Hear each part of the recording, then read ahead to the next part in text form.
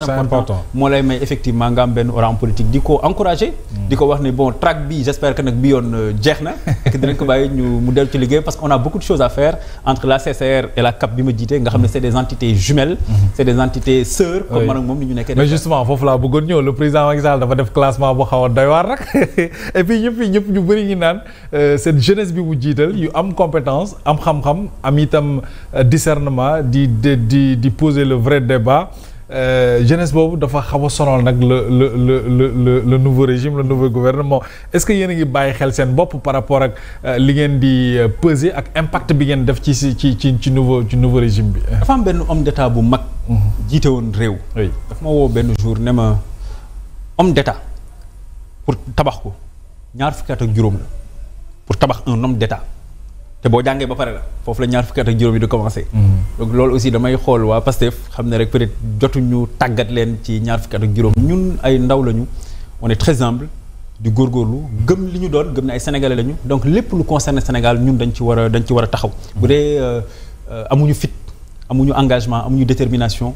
li ñuy def vraiment jarul ñu koy def. aussi gëm ki ñu àndal muy le président Sall gëmuñu ko pour sa personne intuitu personnelle c'est pas ça nit ku baax la c'est quelqu'un de très courtois. de très intelligent machallah mais au-delà de ça c'est li muy incarner le leadership.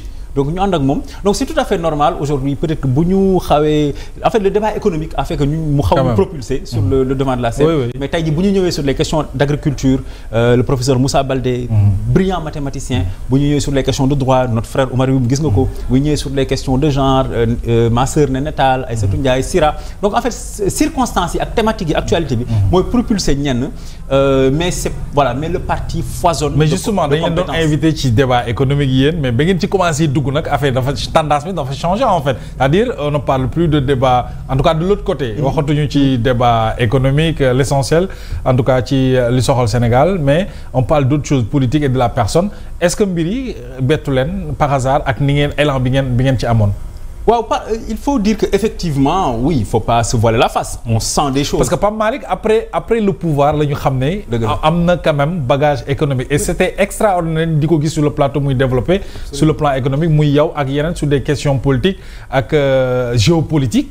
dafa bett ñu bari en fait. waaw parce que aussi njàng dafa am solo et puis Pape Malick ni ma ko doon waxee sànq tout le premier mandat de Macky Sall xëccoowul ministre député dafa dem nekk fonctionnaire simple ministère des finances di xëy di wàcc. man suma liggéey laa ne woon parce que jàpp naa ne politique jotul woon. wut xam-xam c'était très important ak jàng liggéey Mohamed liggéey dañ koy jàng et da nga may rek parenthèse moi chaque fois c'est un truc boo xam ne dama koy wax tout le temps pour xale yi waruñu leen woo ci saaga ci naan ku leen saaga fayu leen dem leen ngeen saaga diw dem leen ngeen yuuxu diw dem leen ngeen xarab diw wala dem leen di tàccul ay leader suñu parti ak beneen parti ci yem nag li may wax nii les jeunes du Sénégal la jeunesse du Sénégal n'est pas là pour poster des vidéos de leaders di leen tagg wala di leen raay dans le sens du poil la jeunesse du Sénégal dafa am pour jàng am xam-xam pour enjeu développement yi nekk ci Sénégal dans une Afrique dynamique ak aussi dans une humanité complexe ñu mun ci jouer seen rôle.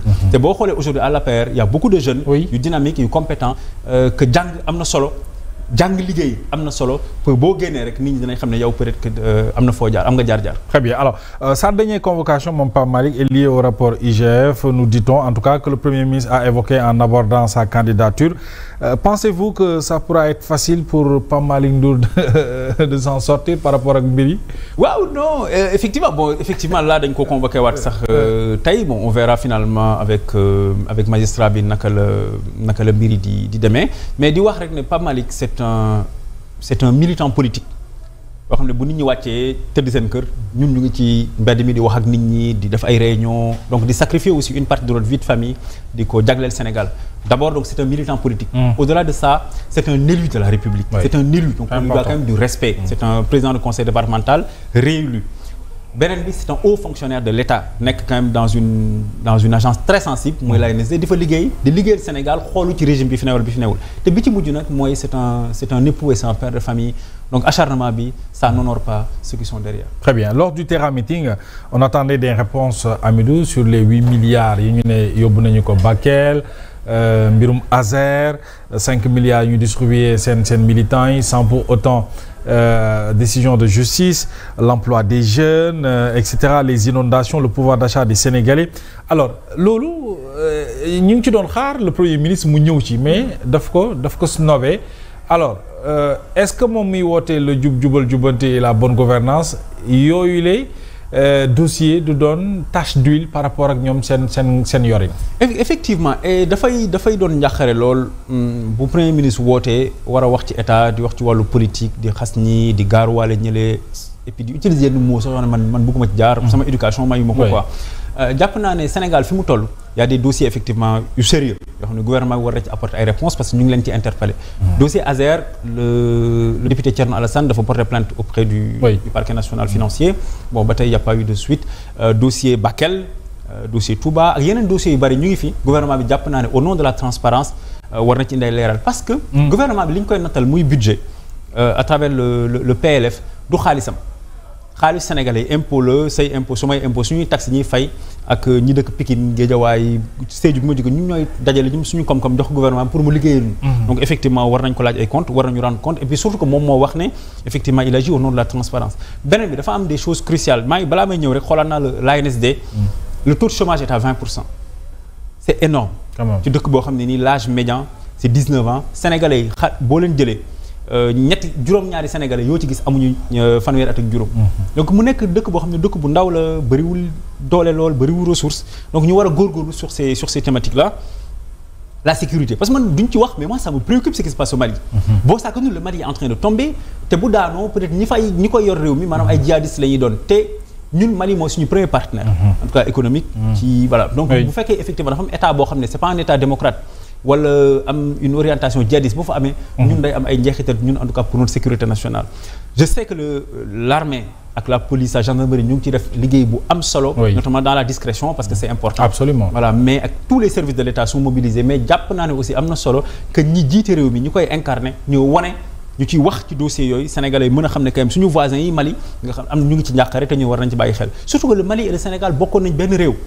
Nous sommes les deux seuls pays au monde yoo xam ne ñoo bokk devise. Au départ cette devise ñoom c'est un peuple un but une foi. C'est ça. donc c'est important yooyu ñu ci wax. le chômage la question des santé ñu ciy wax mbay mi donc man pour man daal question yooyu ñoo ëpp solo que di accuser wante diw jàpp nañ ko ci rapport diw seytaane la diw day jaxase.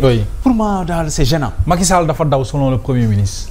Macky Sall mais nit kuy daw di nga jël avion de commandement Mohamed. waaw Macky Sall avion de commandement la jël 2 avril. te président nee na moo ko jox. waaw donc kuy daw man xanaa su ma doon daw du ma jël sa oto de la Mohamed Alba sa caabi non ça c'est pas sérieux. et puis 2 ans ci lan la ñuy doyee le président de la République mu ñëwaat selon vous au Sénégal. Ils sont obnubilés par Macky Sall qui lui ne me parle jamais d'eux.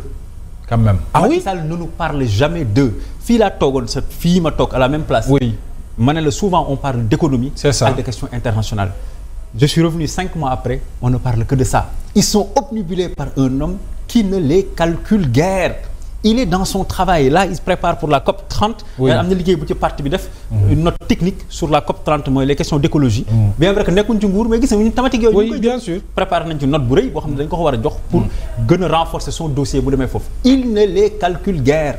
Il ne parle jamais d'eux. En fait c'est une obsession qui frise à la limite la psychanalyse quoi. quand même alors dette cachée l'histoire. rapport caché. waaw bon dette cachée après rapport caché. rapport caché. oui on a vu la défense du président de la République. depuis ba ñu waxee nañu génne rapport caché yi dafa mel ni waxatuñu ci mbirum dette cachée. alors stratégie la ci président Macky Sall mu envoyé ses avocats fii pour ñu leeral ko am déet. li muy wane rek mooy li ma la wax sànq. mooy liggéey da nga koy jàng. te booy liggéey jarul coow da ngay liggéey avec méthode rigueur et sérieux xam nga ñun bi ñu waxee dette cachée dañoo def point de presse le 12 février. oui moo révélé sax Pape Malick Ndour ñu bari ci. absolument bi ñu paree président nañu. ñëw ci techniquement. il faut le rappeler sur le plan économique. waaw président nañu def leen un contre-rapport. ñun dañoo rejeté rapport de la Cour des rapport de la Chambre des affaires budgétaires et financières mais bi ñu rejeté ñu koy yem ci dañoo bind contre-rapport. jox ko Sénégalais yi def ko ci suñu site internet yóbbu ko Bruxelles yóbbu ko Paris yóbbu ko Luxembourg xam nga tax parce que institution européenne yi dañu bokk ci ñuy lebal bu baax Sénégal comme dañ ñuy lebal ñu def contre rapport wane leen ko yemuñu foofu ñu dem siège FMI Washington auprès de la directrice générale déposer fa le contre rapport donc du coup bi ñu jógee foofu ñu bind FMI fii Dakar ne dañ leen bëgg a rencontrer ak suñuy dossier suñuy expert ñu waxtaan xam nga koy nëbbatu vraiment doo ne FMI recevoir ma doo dem da jël say avion ak sa délégation dem ba Washington. C'est ça. donc du coup effectivement bi ñu continuer noonu bon ñu jàpp ne ils vont se calmer jékki-jékki ñu calmer wu d'ailleurs à l'époque ils sont revenus à la charge le pool d'avocats du président Sall coordonné par maître Amadou Sall avec notamment maître Pierre-Olivier Sur maître Adama Fall ak maître Oumar Youm ñëw effectivement ne leen ñun ñu bind lettre. Le ministre des Finances ak le président de la Cour des comptes ne leen ñaari documents yi lañ leen di laaj ñetti documents yi lañ leen di laaj le rapport de l'inspection générale des finances le rapport provisoire le mot provisoire important de la Cour des comptes ak le rapport Mazars bi gouvernement bi commandité.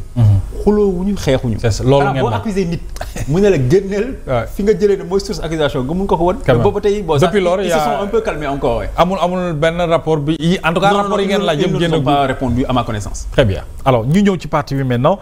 ba ma lay présenter léegi maa ngi wax ne yow la ñu dénk coordinateur national de la cellule analyse et prospective CAP. ça loolu sans bon je veux dire liggéeyam lan la par rapport ak ci Alliance pour la République mais surtout ba nga ñëwee yàggul pourquoi ce choix ñu porté ko ci sa jëmm.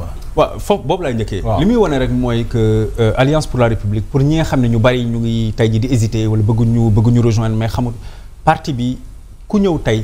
ak ku ñëw démb la ñu yemale membre fondateur 2008 les vieux compagnons du président Sall ak ñi ak ki ñëw démb parce que am na ku ñëw démb. oui une grande personnalité. dinañ ko révéler bientôt. ñoo yem képp donc parti bi tey jii y a pas amul débat boobu ku ñëw rek par rapport ak say compétences par rapport ak aussi les choix d'orientation du président Sall ak fi mu la soxla mun na la confier effectivement une responsabilité ça rassure aussi. ñëpp ñi nga xam ne ay jeunes lañu amay compétences bëgg ak ay cadres bëgg ñu rejoindre. maintenant la CAP ñëwoon naa fi présenté ko.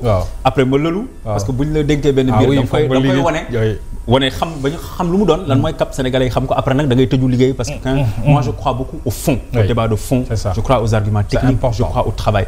CAP moom tënk ko rek rapidement ci ñett. benn bi mooy parti bi dafa gëm xam-xam bëgg a jox xam-xam bu baax a baax ci ay bànqaasam mu jël nag bànqaas bii mu créé ko président Macky Sall créé ko mu nekk benn laboratoire d'idées xam nga parti yu mag yi parti Amérique États-Unis France ak yenn dëkk Angleterre dañuy am ay laboratoire d'idées yoo xam dañuy jege parti bi mais bokkuñoo ak ñoom di xalaat di jox parti bi ñu koy utiliser ñun nag dañoo jël laboratoire bi boole ko léegi ci biir parti bi moo amee experts yu mag maa ngi leen di nuyu on travaille discrètement et je le dis même à l'attention de beaucoup de gens du parti qui ne les connaissent pas on a de nombreux experts qui ont rejoint la CAP ñu ngi liggéey di def un travail très sérieux maa ngi leen di nuyu bu baax boobu mooy bi ci njëkk donc dooleelaat xam-xam ci biir parti bi beneen bi moo dafa am ay intellectuels ak ay cadres yoo xam ne bon dañu xawoon mere APR wala bon comme parti au pouvoir la woon xam nga quand tu es jeune sensiblement tu te construis contre le parti au pouvoir tey jii mais ñu am xam-xam lool ñu ñëw ne leen comme ñun gouverner nañ am na lu baax am na loo xam ne xëy na safaan bi la maintenant yéen ñëw leen ngeen au lieu ngeen di kaas ci biti am xam-xam ñëw leen seen réew jariñoo leen à travers le parti donc ñoom aussi y a beaucoup d'experts qui nous rejoignent bi ci mujj nag mooy dañu bëgg dindi les barrières entre l'université les laboratoires d'idées les espaces de pensée les associations de féministes les associations de jeunes dig bi am entre ñoom ak parti yi dañ ko bëgg a dindi au-delà des barrières ñu créer ay passerelles donc ñoom waxuñu leen sax ñu ñëw APR dañu ne rek ñoom la ñuy liggéey ci wàllu xalaat pour jigéen naka la mën a am gën a am taxawaay bu baax biir Sénégal les financements pour les femmes les droits des femmes les inégalités salariales naka la ñuy protéger parité bi ñoom lañ cee xalaat nañ ñu ko jox bu ñëwee ñu waxtaan ñun ñu transformer ko propos politique jeunes yi aussi pareil wax naa fi chômage sànq universitaires yi jafe-jafe yi ñuy am wala xalaat yi ñuy xalaat di ko bind te kenn du ko lire ñun dañ leen ñëw leen kat ngeen ñëw ñu waxtaanee ko jarul sax ngeen ñëw suñu parti mais la ngeen di xalaat ci réew mi même bu dee c'est contre nous ñëw leen ñu waxtaanee ko ñu xool